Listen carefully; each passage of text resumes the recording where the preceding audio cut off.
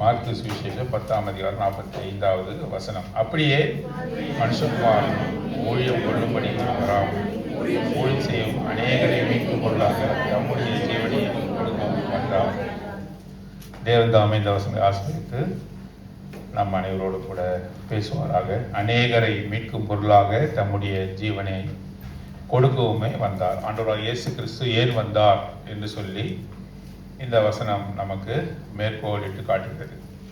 ஏன் இந்த உலகத்தில் அவர் வந்தார் என்று சொல்லி நாம் பார்க்கும்பொழுது, அநேகரை மீட்கும் பொருளாக தம்முடைய ஜீவனை கொடுக்க வந்தார். அநேகரை, ஒரு சிலரை மாத்திரமல்ல, அவருடைய ஜனங்களே, அவருடைய பிள்ளைகளை பிசாசினுடைய கையிலிருந்து தப்புவிக்கும் பொருளாக, மீட்கும் பொருளாக, ரேன்சம் என்று ஆங்கிலத்தில் சொல்லப்பட்டிருக்கிறது. மீட்கும் பொருளாக, ரேன்சம் மணி என்று சொல்வார். மீட்கும் பொருள் அல்லது அபராத தொகையை செலுத்தும்படியாக, மீட்கும் பொருளாக, மீட்கும்படியான ஒரு பொருளாக அவர் வந்தார் என்ற வார்த்தையின் அடிப்படையிலே இன்று நாம் அவரை ஆராதிக்கலாம். ஆண்டவரை ஆராதிப்பது என்பது மிகவும் ஒரு சந்தோஷமான ஒரு செயல். வந்திருக்கிற நாம் யாராக இருந்தாலும் ஆண்டவரை ஆராதிக்காமல் போக முடியாது. நான் ஏற்கனவே சொல்லியிருக்கிறேன், ஜெபம் யார் வேண்டுமானாலும் செய்யலாம். ஜெபம் யார் வேண்டுமானாலும் செய்யலாம். அந்நியர் கூட நம்ம பார்க்கணும் இல்லையா? ஆண்டவராக இயேசு கிறிஸ்துவை அறியாதவர் கூட ஜெபிக்கிறதை ஆண்டவரே இயேசுவே எங்களை காப்பாற்றும் என்று இக்கட்டான தருணங்களில் அவர் சொல்லுகிறதை நாம் பார்க்கிறோம். அவர்களுடைய தெய்வம் மற்ற தெய்வமாக இருக்கலாம், ஆனாலும் கூட ஜெபிக்கும் பொழுது அவர்கள் ஆண்டவராக இயேசுவே எங்களை காப்பாற்றும் என்று சொல்லி ஜெபிக்கிறதை நாம் பார்க்கிறோம். ஆனால் ஆராதனை யாருக்கு உரியது என்றால் அவருடைய பிள்ளைகளுக்கு, மீட்கப்பட்டவர்கள் தான் உரியது. ஒரு ஆராதனையை ஒரு அவிசுவாசி ஏறெடுக்கவே முடியாது. ஒரு ஆராதனை அவிசுவாசி ஏறெடுக்க முடியாது. எல்லோருமே ஜெபிக்க முடியும், ஆனால் ஆராதனை என்பது exclusive right of a believer. ஒரு விசுவாசியால் மாத்திரம்தான் தேவனை ஆராதிக்க முடியும். பரலோகத்திலே கூட ஆராதிக்கிற கூட்டத்தை நாம் பார்க்கிறோம். ஆராதனையிலே வாசம் செய்கிறவர் அவர் யாரு? He dwelleth in praise என்று போடப்படுகிறார். அப்படி என்றால் துதியிலே வசிக்கிற தேவன், துதியிலே வாசம் பண்ணுகிற தேவன். அவருக்கு முன்பாக எல்லோருமே அவரை துதித்து கொண்டும் ஆராதித்து கொண்டும் இருக்கிறதை நாம வெளிப்படுத்தும் விசேஷத்தில் வாசிக்கிறோம். அதனுடைய நிழலாட்டமாகத்தான் நாம் இங்கே அவரை ஆராதிக்கிறோம். வாயை திறந்து ஒரு சில வார்த்தைகளை சொல்லி அவரை ஆராதிக்கிறோம். அந்த வார்த்தையானது மனதிலிருந்து வர வேண்டும். அடி ஆழத்திலிருந்து, மனதிலிருந்து, இருதயத்திலிருந்து வருகிற வார்த்தையாக இருக்க வேண்டும். ஆராதிக்கிற ஒரு வார்த்தை. சங்கீதக்காரனாகிய தாவீது உதட்டளவிலே ஆராதித்தவன் அல்ல. சங்கீதங்களின் புத்தகத்தில் வாசிக்கப்படுகிற சங்கீதங்கள் ஒன்று கூட என்னது அங்கே உதட்டளவில் அவன் சொல்லலை. அவன் சொல்கின்ற ஒவ்வொரு வார்த்தையிலும் அவன் மனதிலிருந்து, உள்ளந்திரையிலிருந்து, அவனுடைய ஆத்மாவிலிருந்து அவன் ஆராதித்த வார்த்தைகளாக சொல்லப்பட்டிருக்கிறது. ஆகவேதான் இன்றும் கூட நாம் அதை வாசித்து மகிழ்கிறோம். நாமும் கூட அந்த வசனத்தோடு கூட நம்மையும் ஒத்திட்டு பார்த்து தேவனை ஆராதிக்கும். ஆகவே ஆராதனை என்பது விசுவாசிகளாகிய மீட்கப்பட்ட நமக்கு கொடுக்கப்பட்டிருக்கிற ஒரு பெரிய காரியமாக இது இருக்கிறது என்று சொல்லி பார்க்கிறோம்.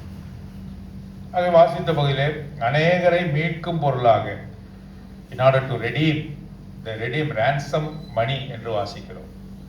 பாருங்க, மீட்கும் பொருள் என்று சொல்லும் பொழுது அங்கே பெரிய பெரிய கார்கோ கப்பல்களை நீங்கள் பார்த்திருக்கிறீர்கள் இல்லையா? எண்ணெய் டேங்கர்ஸ் என்று சொல்லக்கூடிய கார்கோ கப்பல்கள், அல்லது விலையுயர்ந்த கார்களை ஏற்றி கொண்டு வருகிற பெரிய கார்கோ கப்பல்களை நாம் செய்திகளில் கேள்விப்படுகிறோம். அது இந்த சோமாலியா என்ற நாட்டின் பக்கமாக அது போகும்பொழுது என்ன செய்வார்கள் என்று சொன்னால், சோமாலியா நாட்டில் உள்ள கொள்ளையர்கள் என்ன செய்வார்கள் சொன்னால், இந்த கப்பல்களை போய் பிடித்து கொள்வார். சிறிய படகுகளை போய் என்ன பண்ணுவாங்க, அந்த பெரிய கப்பல்களை, விலையுயர்ந்த பொருட்களை ஏற்றுக்கொண்டு போகும். பெரிய பெரிய லக்ஸூரியஸ் கார், ரொம்ப விலையுயர்ந்த கார்களை அங்கே ஏற்றுக்கொண்டு போகும், அல்லது விலையுயர்ந்த பொருட்களை ஏற்றுக்கொண்டு போகும். ஒரு கப்பலினுடைய மதிப்பு, கார்கோ ஏற்றின பிறகு அதோடைய மதிப்பு மிக அதிகமாக இருக்கும். இவர்கள் என்ன செய்வாங்க, சாதாரண ஒரு படகை வைத்துக்கொண்டு, விசைப்படகை வைத்துக்கொண்டு இந்த சோமாலிய கொள்ளையர்கள் போய் அந்த கேப்டனை பிடித்து அந்த கப்பலை தங்கள் கட்டுப்பாட்டுக்குள்ளாக கொண்டு வந்து தங்களுடைய நாடான சோமாலியாவுக்கு அவர் கொண்டு சென்று விடுவார்கள். சோமாலியா மிகவும் ஏழ்மையான நாடு, அது வருமானம் இல்லை. அதனால அந்த அரசாங்கமே இது என்ன பண்ணுதுன்னா ஆதரிக்குது. அரசாங்கம் ஆதரிக்கலைன்னாக்கா செய்ய முடியுமா? இவ்வளோ பெரிய கப்பல்களை என்ன செய்வாங்க, அவருடைய துறைமுகத்துக்கு கொண்டு போயிடுவாங்க. கொண்டு போயிட்டு அந்த கப்பல் எந்த நாட்டினுடைய சேர்ந்ததோ, எந்த கம்பெனியை சேர்ந்ததோ அந்த கம்பெனிக்கு என்ன பண்ணுவாங்க, நாட்டுக்கு என்ன இவ்வளவு தொகையை நீ கொடுத்தாக்கா தான் இந்த கப்பலை என்ன செய்ய முடியும், விடுதலை செய்ய முடியும். இதெல்லாம் பேப்பர்லேயோ நியூஸ் பேப்பர்லேயோ மற்ற மீடியா மூலமாக நீங்கள் பார்த்துருக்கோம். You have to pay ransom money. அது எவ்வளோன்னா அதிகபட்சமாக இருக்கும். அதிகபட்சமான ஒரு தொகையை செலுத்தினாதான் அந்த கப்பலை விடுவிக்க முடியும் என்று சொல்லுவார்கள். அதே போல விடுவிக்கிற காரியத்தை பார்ப்போம். கொள்ளையர்களை கூட நம்ம பிடித்து வைத்திருந்தோம்னா அவர்களை விடுவிக்கும் பொருட்டாக என்ன செய்வாங்க, பெரிய தொகையை செலுத்த வேண்டியதாக இருக்கும். ஆகவே வேதம் என்ன சொல்கிறது, நாம் ஆண்டவராலே உண்டாக்கப்பட்டோம். ஆதாமும் ஏவாளும் ஆண்டவராலே உண்டாக்கப்பட்டவர்கள். பிசாசின் கையிலே அவர்கள் என்ன செய்தார்கள், தங்களை விற்று போட்டார்கள். They sold themselves unto Satan. பிசாசின் இடத்திலே தங்களை விட்டு போட்டார்கள். இப்பொழுது பிசாசுக்குரியவர்களாக நாம் இருக்கிறோம். ஆகவே ஆண்டவராகிய இயேசு கிறிஸ்து சொல்கிறார், நீங்கள் உங்கள் தகப்பன் யாரு? பொய்யா. பிசாசானவனுக்கு நீங்கள் பிள்ளைகளாக இருக்கிறீர்கள். உங்கள் தகப்பன் பிசாசு என்று சொல்கிறார். நீங்கள் மண்ணிலிருந்து உண்டானவர்கள், நான் வானத்திலிருந்து வந்தவர் என்று அவர் சொல்கிறார். உங்கள் பிதா யாருன்னு சொன்னாக்கா பிசாசு தான் உங்களுடைய பிதா. ஏன் அப்படி சொல்லுகிறார்? நாம் அவனுக்கு விற்று போடப்பட்டோம். நம்முடைய ஆதி தகப்பனாக இருக்கக்கூடிய ஆதாம் தன்னை விற்று போட்டான், கீழ்ப்படியாமனாலே விற்று போட்டான் என்று சொல்லி பார்ப்போம். இப்போ பிசாசுக்கு அடிமையானவர்களாக நாம காணப்படுகிறோம். ஆகவே நம்மை மீட்க வேண்டும். ஆகவே தான் மீட்கும் பொருள் என்று சொல்லி நம்ம வாசிக்கணும். நம்ம மீட்க வேண்டும் என்று சொன்னா ஒரே ஒரு காரியத்தை தான் அங்கே ஆண்டவர் சொல்லி இருக்கிறார், ரத்தம் சிந்தப்பட வேண்டும். ரத்த சிந்தங்களால் பாவ மன்னிப்பு இல்லை. There is no remission without shedding of blood என்று சொல்லி வாசி. மீட்கும் பொருளாக கொடுக்கப்பட வேண்டும். பாருங்க, சங்கீதங்கள் புத்தகம் 49வது சங்கீதம் 7ஆம் வசனம் 8ஆம் வசனம் 9ஆம் வசனம். யாராவது வாசிங்க. சங்கீதங்கள் புத்தகம் 49வது ஒருவனாவது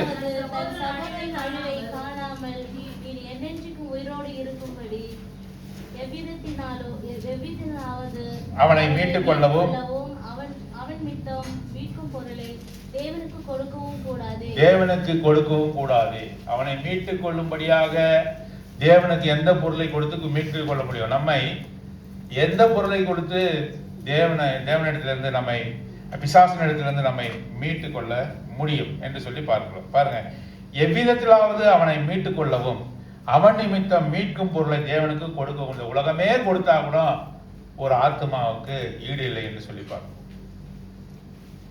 ஒரு மனுஷனுக்கு ஒரு மனுஷனுடைய ஆத்மாவுக்கு இந்த உலகத்தில் உள்ள எல்லா பொருள்களை கொடுத்தாலும் அதற்கு ஈடு இல்லை என்று சொல்லி நாம வேதத்தில் வாசிக்கிறோம். ஆகவே அந்த ஆத்மாவின் நிமித்தமாக எந்த பொருளையுமே என்ன செய்ய முடியாதான், தேவனுக்கு கொடுக்க முடியாது. எவ்விதத்திலாவது அவனை மீட்டுக் கொள்ளவும் அவன் நிமித்தம் மீட்கும் பொருளை தேவனுக்கு கொடுக்கவும் கூடாது. அவர்கள் ஆத்ம மீட்பு மிகவும் அருமையா இருக்கு. நம்முடைய ஆத்ம மீட்பு எப்படி இருக்குது ஆண்டவர் முன்பாக? நம்முடைய ஆத்மா, ஒவ்வொரு ஆத்மாவையும் நம்மையும் அவர் என்ன செய்தாரு, மிகவும் விலையுயர்ந்தவர்களாக அவர் பாவித்தார். நாம் அவருக்கு விலையே உயர்ந்த முத்தாக நாம காணப்படுகிறோம். விலை உயர்ந்த முத்தாக நமக்கு காணப்படுகிறோம். நாம் ஒவ்வொருவரும் காணப்படுகிறோம். ஆகவேதான் நம்முடைய ஆத்மா அவருடைய பார்வையிலே அருமையாக இருக்கிறது, அருமையாக இருக்கிறது. ஆகவேதான் நம்மை மீட்க வேண்டியது அவருடைய சித்தமாக இருக்கிறது என்று சொல்லி பார்க்கிறோம். அவர்கள் ஆத்மா மீட்பு மிகவும் அருமையாக, அது ஒருபோதும் முடியாது. எந்த பொருளை கொடுத்தோம் அங்கே அவரை மீட்க முடியும், ஒரு மனுஷனை மீட்க முடியாது என்று சொல்லி இங்கே நாம சங்கீதத்துல நம்ம பார்க்கிறோம். வாசியுங்கள், ஏசாயா புத்தகம் 53வது அதிகாரம் 6ஆம் வசனம். ஏசாயா புத்தகம் 53:6.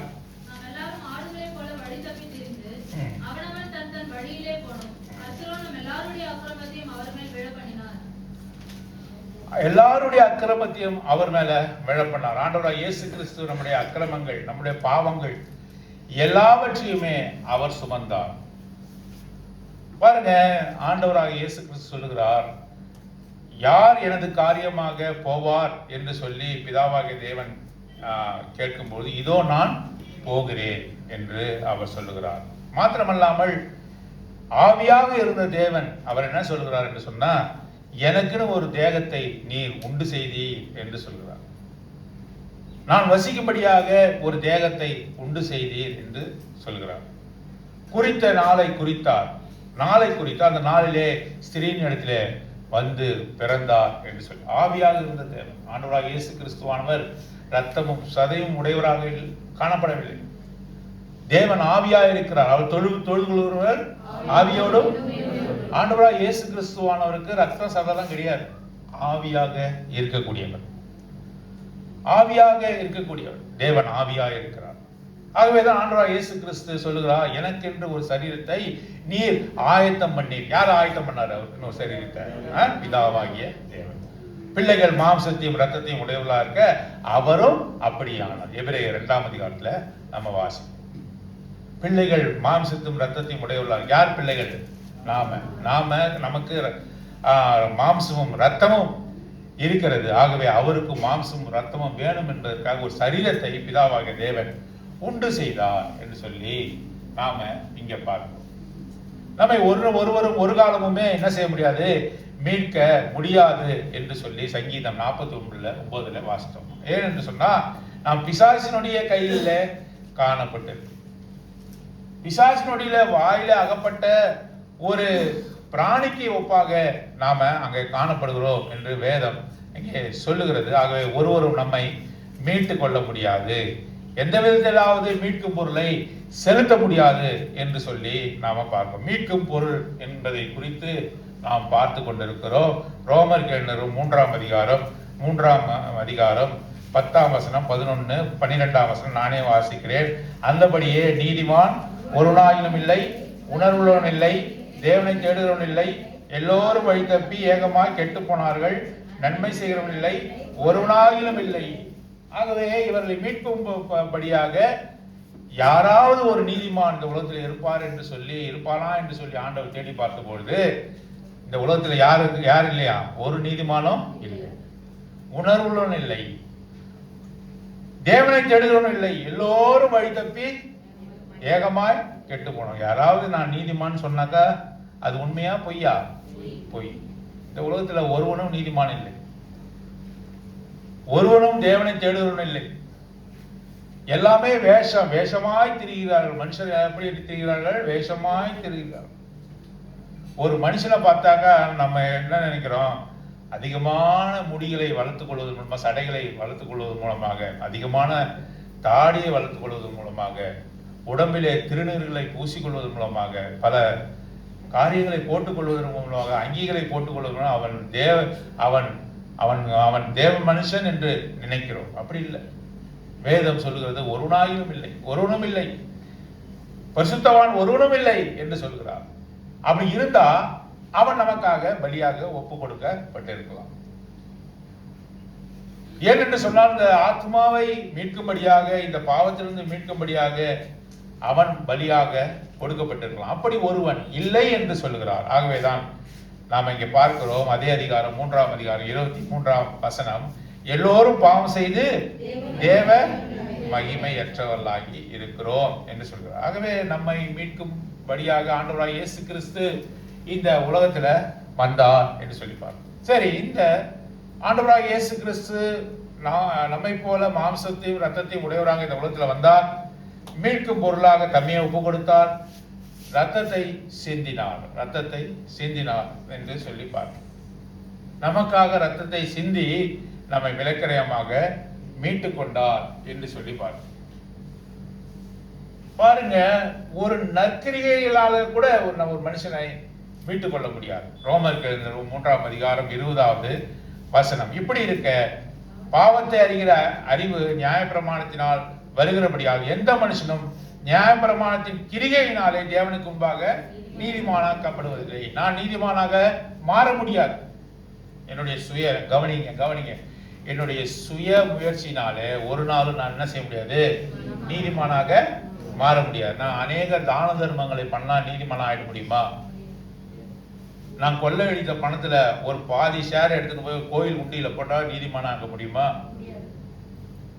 இல்ல முழுமையாகவே ஒப்பு கொடுத்தாலும் கூட நீதிமானாக முடியுமா? முடியவே முடியாது. ஏதாவது ஒரு புனித நதியில குளிப்பதன் மூலமாக தலை முழுவதும் மூலமாக நான் நீதிமானாக முடியுமா? முடியாது. வடக்கே இருந்து கிழக்கே வடக்கையும் தெற்கையும் போய் புனித நதியில் நீராடுவதன் மூலமாக நான் நீதிமானாக முடியுமா? முடியாது. யாகங்களை வளர்ப்பதன் மூலமாக அல்லது நாமங்களை உச்சரிப்பதன் மூலமாக நீதிமானாக முடியுமா? ஒரு நாளும் ஒரு மனுஷனும் நீதிமானாக முடியாது. ஆனா நீதிமானாக முடியாது. ஆனாலும் கூட இந்த மனுஷனுடைய வாஞ்சை என்னன்னாக்கா, நாம் எப்படியாவது நீதிமானாக வேண்டும் என்ற முயற்சி அவனுக்குள்ளாக இருக்கிறது. நான் சிறு பிராயத்தில் இருக்கும்போது என் நண்பரோடு கூட வா நம்ம எங்க போலான்னு சொன்னாக்கா, ராமேஸ்வரம் போனாலும் கூப்பிட்டான், அழைச்சாங்க, ராமேஸ்வரம் போவோம் அப்படின்னா. அப்போ எங்களுக்கு நாங்கள் 10வது 12வது தான் படிச்சுட்டு இருப்போம். அப்போயே ஒரு பிஸ்னஸ் பண்ண ஆரம்பித்தார். பிஸ்னஸ் பண்ணி காசு வர ஆரம்பிச்சு, காசு சம்பாதிக்கக்கூடிய அளவுக்கு 12வதுலே அதிக பணங்களை சம்பாதிக்கக்கூடிய ஒரு தொழிலை செய்கிறவராக நண்பர் தான். ராமேஸ்வரம் போவோம்னா, ராமேஸ்வரம் போன உடனே அங்கே என்ன பண்ணான்னு சொன்னாங்க, சரி நம்ம சூரிய உதயத்தெல்லாம் பார்க்கலான்னு நானும் அவனோட கூட ட்ரெயினில் போனேன். அந்த சிறு பிராயத்தில் அந்த வாலிப வயதிலே அவன் என்ன செய்தான் சொன்னா, அதிகாலையிலே ஒரு ஈரத்துணியை கட்டி கொண்டு யாருமே அவனுக்கு போதிக்கல, தண்ணியில இறங்கி அங்க என்ன பண்ணான், குளிரான தண்ணி 5 மணிக்கு குளிரான அந்த நீரிலே இறங்கி முழுகி ஏந்திரிச்சு வந்தான். நான் கேட்டேன், ஏன் இப்படி செய்யற, யாராவது உனக்கு சொன்னாங்களா, ஏன் இப்படி செய்யற அப்படின்னு நான் கேட்கும்போது அவன் சொன்னா, நான் அநேக பாவங்களை செய்கிறேன், இந்த பாவ கர்மங்களை தொலைக்கும்படியாக வந்திருக்கிறேன் என்று சொன்னான். அப்போ இன்னிலிருந்து பாவத்தை விட்டுருவேன், அது விட முடியாது. அப்ப என்ன செய்வான், அடுத்த நதியை தேடுவான். எந்த வயதுல எப்படி அந்த மனுஷனுக்கு பலவிதமான யோசனைகள் வருகிற அந்த சமயத்துல கூட நம்முடைய பாவ கர்மங்கள் ஒழிக்கப்பட வேண்டும், நான் நீதிமானாகப்பட வேண்டும் என்ற விருப்பம் இருக்கிறது. ஆனாலும் எந்த வகையான நீ கிரிகைகளை செய்தாலும் கூட நீ என்ன செய்ய முடியாது, ஒரு நாள் என்ன பண்ண முடியாது, நீதிமானாக முடியாது, தேவனுக்கு பிரியமான மனிதராக முடியாது. கிரிகையினாலே with good works you cannot be a righteous man. நல்லா கவனிங்க, வித் your good works நீ செய்கிற எந்த நன்மையினாலும் என்ன பண்ண முடியாது, நீதிமானம். மற்றவர்கள் உதவி செய்வது மூலமாக, உதவி செய்யறது நல்லதுதான், தான தர்மங்களை செய்வது நல்லதுதான், மற்றவங்களுடைய கஷ்டங்களை நீ பார்த்து அவர்களுக்கு உதவி செய்வது நல்லதுதான், ஒருத்தரை விடுதலை செய்வது நல்லதுதான். நான் இதை செய்தேன் அதனால் நான் நீதிமான் சொல்ல முடியாது. நான் இதை செய்தேன் அதனால் நான் பிதாவுக்கு பிரியமானவன், நான் பரலோகத்துக்கு போய்விடுவேன், இந்த பரலோக ராஜ்யத்திற்கு நான் உட்படுவேன் என்று சொல்லி இதன் நிமித்தமாக நீ ஒரு நாள் கேட்க முடியாது. அநேகர் உலகத்தில் என்ன நினைச்சிருக்காங்க, நீதிகள், நியாயங்கள், தர்மங்கள், பொய் பேசாமல் இருப்பது மூலமாக நான் நீதிமானாக்க முடியும் என்று நினைக்கிறார்கள். ஜெயினிசத்துல ஒரு செக்ட் இருக்கு, என்ன தெரியுவாங்க, அவர்கள் துண்டை மூக்கிலே கட்டி கொண்டு மயிலிறகை முன்னாடி அந்த தெருவை பெருக்கி கொண்டே நடப்பாங்க. ஏன் அப்படி நடக்கிறாங்க?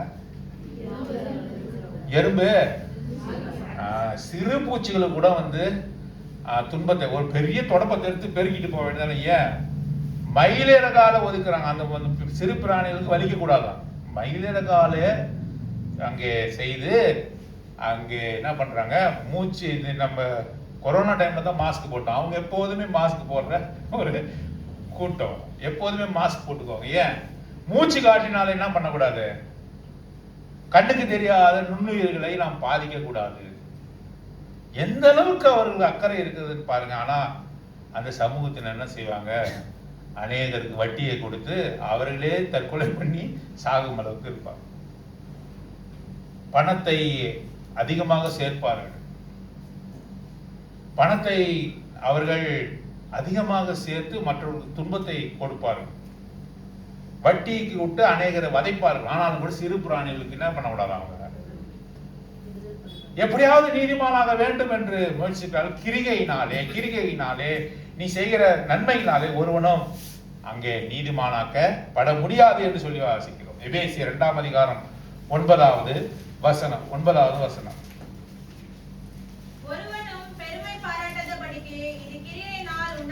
ஒருவனும் பெருமை பாராட்டாதபடிக்கு இது கிரியையினால் உண்டானது அல்ல. வாசிங்க தொடர்ந்து.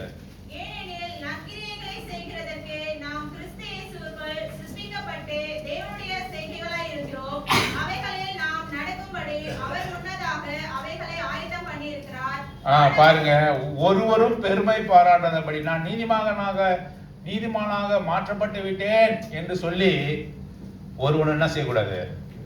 இப்போ நீங்க யாராவது ஒருத்தவங்க சுவிசேஷத்தை சொல்லி கூட்டு வர்றீங்க, அழைச்சிட்டு வரீங்க, ஆண்டவருக்குள்ளாக வழி நடத்துறீங்க, நீங்க என்ன செய்யலாம், என்ன செய்யக்கூடாது, பெருமை பாராட்டக்கூடாது. ஏன்? உங்களால யாரையுமே என்ன பண்ண முடியாது, ரட்சிக்கப்பட வைக்கப்பட முடியாது. ஒருவரும் பெருமை பாராட்டாதபடிக்கு இது கிரியையினால் உண்டானதில்லை. நீங்க எந்த காசோ பணமோ மெம்பர்ஷிப்போ கொடுத்து இதுல சேரவே முடியாது. சில கிளப்லாம் இருக்கு உலகத்துல. எலைட் கிளப் என்று சொல்கிறார், ராயல் கிளப் என்று சொல்கிறார். அந்த கிளப்லாம் நீங்க எவ்வளவு பணம் வச்சுதான் சேர முடியாது தெரியுமா உங்களுக்கு? கோடி கோடியா கொடுத்து இந்த சங்கத்துல நான் சேரணும்னு சொன்னாலும் சேர்க்கவே மாட்டாங்க. ஏன்னா அந்த சங்கத்துல சேர்ப்பதற்கு என்று ஒரு குடும்பங்களுக்கு தான் அங்க என்ன பண்ணிருக்காங்க, அங்க நியமித்து இருக்கிறாங்க. உனக்கு ராயல் பிளட் இருக்கணும், உன்னுடைய பரம்பரையை பார்ப்பாங்க, நீ நல்ல பரம்பரையில வந்திருக்கிறியான்னு பார்ப்பாங்க. இன்னொரு விஷயம் நான் இப்ப ரீசெண்டா கேள்விப்பட்டேன். நீங்க பார்க்கறீங்கல்ல இந்த இந்தியா தேசத்துல உங்களுக்கு தெரிந்த கார்கள் இல்ல, வாகனங்கள், காரு, நீங்க பேரே கேள்விப்படாத கார்லாம் இருக்கு.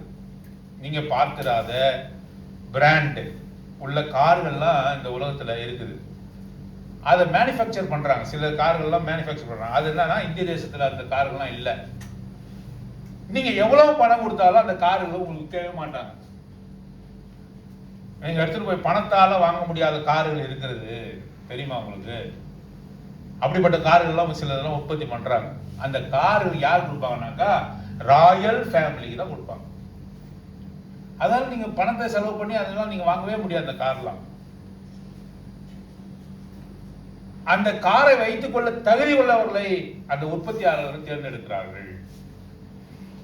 எவ்வளவு ஆச்சரியமா இருக்கிறது பாருங்க.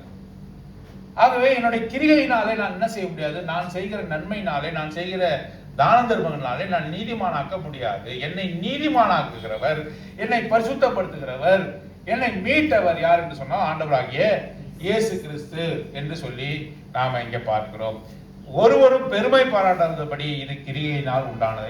நான் என்னுடைய நன்மைகளாலே, நான் செய்கிற காரியங்களாலே நான் என்ன பண்ணல, நானு இது உண்டானது. எது உண்டானது? கிருபையினாலே விசுவாசத்தை கொண்டு ரட்சிக்கப்பட்டீர்கள். முன்பான வசனம். இது உங்களால் உண்டானதல்ல, இது யாரு கொடுத்த ஈவு? நீங்க ரட்சிக்கப்பட்டு ஆண்டவருடைய பிள்ளைகளாக மாறி இருப்பது யாருடைய ஈவு? சத்தமா சொல்லுங்களா, யாருடைய ஈவு? தேவன் உங்களுக்கு கொடுத்த கிஃப்ட். கிஃப்ட் ஒருத்தவங்களுக்கு கொடுக்குறீங்க, காசை வாங்கிட்டா கொடுப்பீங்க? என்ன எப்படி கொடுப்பீங்க? சொந்தமா மகிழ்ச்சியா கொடுப்பீங்க. ஆண்டவர் நமக்கு கொடுத்த கிஃப்ட் எது? நாம் ரட்சிக்கப்பட்டது, அவருடைய பிள்ளைகளாக மாறி இருப்பது அவருடைய கிஃப்ட். இது உன்னுடைய முயற்சியினால, உன்னுடைய கையில் கிரிகையினால கொண்டு செய்யப்பட்டது அல்ல, மாற்றப்பட்டது அல்ல. அவருடைய விலையேறப்பட்ட ரத்தத்தினாலே மீட்கப்பட்டோம். பாருங்க, நாம பொன்னினாலோ வெண்ணினாலோ மீட்கப்படவில்லை. எங்க வாசிக்கிறோம்? 1 பேதுரு 1ஆம் அதிகாரம் 18ஆம் வசனம், 19ஆம் வசனம், 20ஆம் வசனம். வாசிக்க வேண்டிய அவசியம் இல்லை, அடிக்கடி வாசித்த பகுதி. 1 பேதுரு 1ஆம் அதிகாரம் 18, 19, 20. நாம் வெள்ளினாலோ பொன்னினாலோ மீட்கப்படாமல் விலையேறப்பெற்ற மாசற்ற குற்றமற்ற ஆட்டுக்குட்டியானவராகிய இயேசு கிறிஸ்துவின் விலையேறப்பெற்ற ரத்தத்தினாலே மீட்கப்பட்டோம். நம்ம எப்படி மீட்கப்பட்டோம்? அவருடைய விலையேறப்பெற்ற ரத்தம். வெளியினாலோ பொன்னினாலோ நாம் மீட்கப்படல. நம்மை மீட்க அவர் என்ன கொடுத்திருக்கிறாரு? எதை கிரய தொகையாக அவர் கொடுத்திருக்கிறார்? எதை மீட்கும் பொருளாக கொடுத்திருக்கிறார்? நம்முடைய சொந்த ரத்தத்தை கொடுத்திருக்கிறார். சிலுவையிலே அவர் கொடுத்திருக்கிறார். அப்போஸ்தலர் நடவடிக்கைகள் 3ஆம் அதிகாரம் 6ஆம் வசனத்திலே சொல்லும் பொழுது அப்போஸ்தலர்கள் சொல்கிறார்கள், என்ன சொல்றார்கள்? எங்களிடத்துல வெள்ளியும் பொன்னும் எங்களிடத்துல இல்லை, என்ன இருக்கிறது? நசரேயனாகிய இயேசு கிறிஸ்து நம்ம இடத்துல இருக்கிறார். வெள்ளியும் பொண்ணுக்கும் எந்த தகுதியும் இல்லை. அவருடைய விலையேறப்பட்ட ரத்தத்தினாலே நாம மீட்கப்பட்டிருக்கிறோம். மீட்கும் பொருளாக தமது ரத்தத்தை அவர் கொடுத்தார். இது கிரியையினாலே உண்டானதில்லை. ஏதோ நம்ம காரியத்தை கொடுத்து பணத்தை கொடுத்து இதை வாங்கிவிட முடியாது. இந்த கிருபையை வாங்கிவிட முடியாது. ஆண்டவருடைய பிள்ளைகளாக மாற முடியாது. இது அவரே நம்மை தேர்ந்தெடுத்திருக்கிறார். இது தேவனால் உண்டான ஈவாக இது இருக்கிறது என்று நாம் பார்ப்போம். 1 கொரிந்தியர் 6ஆம் அதிகாரம் 19ஆம் வசனம் 20ஆம் வசனம். 1 கொரிந்தியர் 6ஆம் அதிகாரம் 19ஆம் வசனம் 20வது வசனம் வாசிங்க. தேவனாலே பெற்றும் நீங்கள் யாருடைய ஆலயம்? நீங்களே தேவனுடைய ஆலயம். நீங்களே தேவனுடைய ஆலயம். நீங்களே தேவனுடைய ஆலயமா இருக்கு. அவர்தான் உங்களை உண்டாக்கினார். உங்களை ஆலயமாக அவர் மாற்றி இருக்கிறார். தொடர்ந்து வாசிங்க. நீங்கள் உங்களுடையவர்கள் அல்ல என்று அறியீர்களா? சரியா வாசிங்க. அல்ல, you are not of your own. அறியீர்களா? உங்களுக்கு தெரியாதா? ஒன்று தெரிந்து கொள்ளுங்கள், நீங்கள் உங்களுக்கு சொந்தமானவர்கள் அல்ல. ஏன் நமக்கு நாம் சொந்தமானவர்கள் அல்ல? ஏன் அல்ல? ஏனென்றால் ஆண்டவராகிய இயேசு கிறிஸ்து நம்ம விலை கொடுத்து என்ன பண்ணிருக்காரு? மீட்டு இருக்கிறார் என்று சொல்லி வாசிங்க. தொடர்ந்து வாசிங்க. கிரயத்துக்கு கொல்லப்பட்டீர்களே, ஆகையால்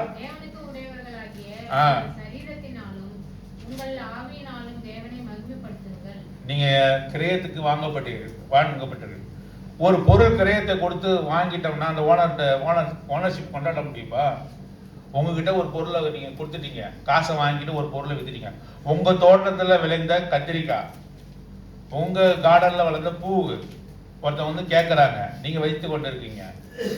அப்போ நீங்க என்ன கேட்குறீங்க? அவங்ககிட்ட சும்மா கொடுக்கல, காசு கொடுக்குறீங்க. காசு கொடுத்து என்ன பண்றீங்க? அதை நீங்க வாங்கிட்டீங்க. இப்ப அந்த ஓனருக்கு அந்த விளைவித்தாரு, அவர் வந்து கேட்க முடியுமா? ஏன் கத்திரிக்காய் கொடுன்னு கேட்க முடியுமா? கேட்க முடியாது. ஏன் கேட்க முடியாது? இப்போ யாருக்கு சொந்தமாகிவிட்டது? வாங்கினவருக்கு அந்த பொருள் சொந்தமாகிவிட்டது. உன்னை கிரயத்துக்கு கொல்லப்பட்டீர்களே, நீங்க சும்மாலாம் வாங்கல. நீங்க உங்களுடையவர்கள் அல்ல. நான் இஷ்டப்படி என்னோட காரியத்தை செய்வேன், நான் இஷ்டப்படி நடப்பேன், நான் இஷ்டப்படி என்னுடைய வாழ்க்கையை வாழ்வேன் என்று நீங்க சொல்ல முடியாது. ஏன் சொல்ல முடியாது? கிரயத்திற்கு கொல்லப்பட்டீர்கள். அந்த கிரயம் என்ன?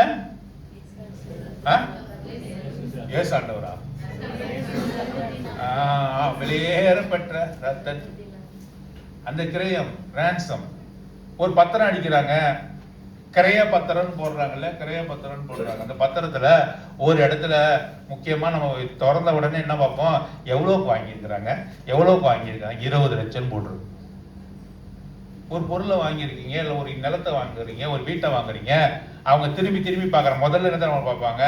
கிரைய தொகை எவ்வளவு, 20 லட்சம், 30 லட்சம், 15 லட்சம் போட்டுருக்கு. ஒரு பணத்தை செலுத்தி அந்த பொருளை வாங்கியிருக்கிறாங்க. இங்கே கிரயம் என்று சொல்லும் பொழுது ரத்தமாக இருக்கிறது. அது ஆண்டவராகிய இயேசு கிறிஸ்துவின் ரத்தம், ஈடு செய்ய முடியாத ரத்தம், விலையேறப்பட்ட ரத்தம், உனக்காக சிந்தப்பட்ட ரத்தம். ஆகவே நீங்கள் உங்களுடையவர்கள் அல்ல. You are not of your own. உன் சித்தப்படி எதுவுமே செய்ய முடியாது. நீங்க அவருடைய பிள்ளையாக மாற்றப்பட்டு இருக்கிறீர்கள். அதுதான் இங்கே சொல்லப்பட்டிருக்கு. 1 தீமோத்தேயு 2ஆம் அதிகாரம் 5ஆம் வசனம் 6ஆம் வசனம். 1 தீமோத்தேயு 2ஆம் அதிகாரம் 5, 6. தேவன் ஒருவரே, தேவனுக்கும் மனுஷருக்கும் மத்தியஸ்தரும் ஒருவரே, எல்லாரையும் மீட்கும் பொருளாக தம்மை ஒப்புக்கொடுத்த மனுஷனாகிய கிறிஸ்து இயேசு அவரே. ஆண்டவராகிய இயேசு கிறிஸ்து தான் மீட்கும் பொருளாக தம்மையே ஒப்பு கொடுத்தார். அவர்தான், அவர் ஒருவரே. என்னை ஆட்கொண்டவர் அவரே, என்னை மீட்டுக் கொண்டவர் அவரே. தேவனுக்கும் எனக்கும் இருக்கக்கூடிய மத்தியஸ்தர் ஒருவரே. அவர் என்ன செய்தார்? என்னை மீட்டுக் கொண்டார், தம்மையே ஒப்பு கொடுத்தார், மீட்கும் பொருளாக ஒப்பு கொடுத்தார். ரெடீம், ரெடம்ஷன், ரான்சம் மணி. அவர்தான் என்னை மீட்டு கொண்டார். நான் ஒரு நாளிலே பிதாவினால உண்டாக்கப்பட்டேன். ஆனாலும் கூட ஆதாம் தன்னை விட்டு போட்டபடியால் மனுஷகுலம் முழுவதும் பிசாசுக்கு அடிமையாக மாற்றப்பட்டிருக்கு. பிசாசின் கையில் இருந்த என்னை அவர் என்ன செய்யணும்? என்னை மீட்கணும். மீட்கும்படியாக ஆண்டவராக இயேசு கிறிஸ்து என்ற நாமத்தில் இந்த உலகத்தில் வந்தார். ஆவியாக இருந்த தேவன் மாம்சத்தையும் இரத்தத்தையும் உடையவராக இந்த உலகத்தில் வந்தார். எதற்காக வந்தார்? தம்மை ஒப்பு கொடுக்கும்படியாக வந்தார். சிலுவையிலே ஒப்பு கொடுத்தார், கிரயத்தை செலுத்தினார், வெளியேறப்பட்ட ரத்தத்தை செலுத்தினார். இப்ப என்னை மீட்டுக் கொண்டார். இனி நான் எனக்கு சொந்தமானவன் அல்ல, நான் எனக்கு சொந்தமானவன் அல்ல, நான் என்னை மீட்டுக் கொண்டவருக்கு சொந்தம். இப்போ அவர் என்னை என்ன வேணா செய்யலாம், ஆனாலும் கூட என்னை விடுதலை அவர் செய்தார். நான் சுயமாக சுயாதீனமாக அவரை ஆராதிக்கும்படியாக செய்தார். உன்னிடத்திலே அவர் எதையும் கேட்கவில்லை. நீ கிரயமாக வாங்கப்பட்டிருக்கிறாய், நீ எனக்கு இவ்வளவு தொகை செலுத்து என்று அவர் சொல்லவில்லை. உன்னுடைய வாழ்க்கை எனக்கு அர்ப்பணி என்று சொல்லவில்லை. சுயமாக சுயாதீனமாக சுதந்திரமாக என்னை விட்டு வைத்திருக்கிறார். ஆகவே இப்பொழுது நான் என்ன செய்ய வேண்டும்? என்னையே அவருக்கு ஒப்பு கொடுக்க வேண்டும். நாம் ஏற்கனவே பார்த்தோம் இல்லையா, ஒரு அடிமையானவன் விடுதலை செய்யப்பட வேண்டிய காரியத்தை குறித்து நம்ம வாசித்தோம். ஒரு எஜமானுக்கு ஒரு அடிமையானவன் அங்கே அடிமைத்தனத்திலே கட்டப்பட்டிருக்கும் பொழுது யூபிலி வருடத்திலே அவன் விடுதலையாக்க செய்யப்படும் பொழுது அவன் என்ன அவன் விடுதலையாக்கப்பட விரும்பவில்லை என்று சொன்னா அவன் என்ன செய்யணும்? தன் சங்கத்தார் இடத்துல சென்று தன் காதுகளில் என்ன பண்ண செய்ய வேண்டும்? ஓட்டை, கதவிடைகளை நின்று ஓட்டை போட வேண்டும். இப்பொழுது என் எஜமானை விட்டு பிரிய விரும்பவில்லை, சந்தோஷமாக சுயாதீனமாக சொல்றோம், கடமையாக இல்லை, வாலண்டரியாக. யாரும் நீங்க ஆராதிக்கணும் என்று கட்டாயப்படுத்தவில்லை. நீங்கள் தேவனை ஆராதிக்கலாம் இருக்க வேண்டும் என்று அவர் விரும்புகிறார். ஆகவே தேவனுக்கும் நமக்கும் மத்தியஸ்தர் ஒருவரே, அவர் மீட்கும் பொருளாக தம்மையே ஒப்பு கொடுத்தார் என்று சொல்லி வாசிக்கிறோம். ரோமர்கள் நிறுவம் 12ஆம் அதிகாரம் 1ஆம் வசனம் 2ஆம் வசனம். அப்படி இருக்கிற சகோதரரே, ஜீவபலியாக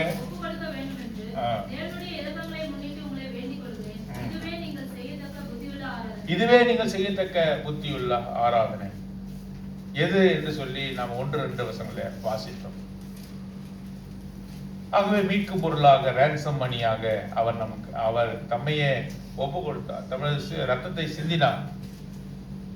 2 காரியங்களை பார்த்தோம். முதலாவதாக அவர் ரத்தத்தை சிந்தினார், வெளியேறப்பட்ட ரத்தத்தை சிந்தினார், குற்றமற்ற ரத்தத்தை சிந்தினார். இந்த உலகத்துல ஒரு நீதிமானும் இல்லை, ஒரு நீதிமானும் இல்லை. ஒருவேளை ஒரு நீதிமான் இருந்தாக்க அவனை பலியாக கொடுத்திருக்கலாம். உலகத்துல ஸ்ரீனிடத்துல பிறந்த மனுஷன் வாழ்நாள் குறியினும் சஞ்சலம் நிறைந்தவனுமாய் இருக்கிறான். மாத்திரமல்ல, இந்த உலகத்துல வந்த எவனும் கற்பத்திலே நான் உண்டாக்கப்பட்ட போது எப்படி இருந்தேன்? நான் ஒரு பாவியாக இருந்தேன். யார் சொல்றா? சங்கீதக்காரனாக தாவீது. ஆகவே இந்த உலகத்திலே பிறந்த எவனும் நீதிமான் இல்லை, எவனும் பரிசுத்தவான் இல்லை.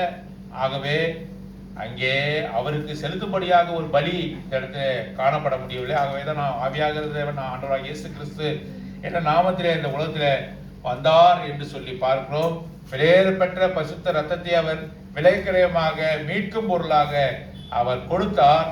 இப்பொழுது 1 கொரிந்தியர் 6 வாசித்தோம். என்ன வாசித்தோம் என்றால், நீங்கள் உங்களுக்கு சொந்தமானவர்கள் அல்ல, உங்களை மீட்டு கொண்டவருக்கு சொந்தம். நீங்க அவருடைய ஆலயமாய் இருக்கிறீர்கள், நீங்கள் அவருடைய ஆலயமாய் இருக்கிறீர்கள். அவரை ஆராதிக்கும்படியாக நீங்கள் தெரிந்து கொள்ளப்பட்ட சந்ததியாக இருக்கிறீர்கள் என்று சொல்லி நாம் இங்க பார்த்தோம். ஆகவே மார்க்கு சுவிசேஷம் 10ஆம் அதிகாரம் 45ஆம் வசனத்தை மீண்டுமாக நாம் வாசித்து முடிக்கலாம். மார்க்கு சுவிசேஷம் 10ஆம் அதிகாரம்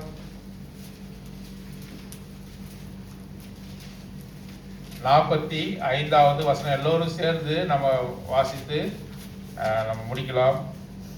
பாருங்க, அப்படியே மனுஷகுமாரனும் ஊழியம் கொள்ளும்படி வராமல் ஊழியம் செய்யவும் அநேகரை மீட்கும் பொருளாக தம்முடைய ஜீவனை கொடுக்கவும் மீட்கும் பொருளாக தம்மை கொடுக்க அவர் வந்தார் என்ற வார்த்தை எவ்வளவு உண்மையாக இருக்கிறது என்பதை அறிந்து, மீட்கும் பொருளாக உண்மையே நீர் கொடுக்கும்படியாக வந்தீரே, வெளினாலோ பொன்னினாலோ என்னை மீட்காமல் உம்முடைய வெளியேறப்பட்ட ரத்தத்தினாலே என்னை மீட்டீரே என்று சொல்லி நாம் அவரை ஆராதித்து மகிழ தேவன் தாமே நமக்கு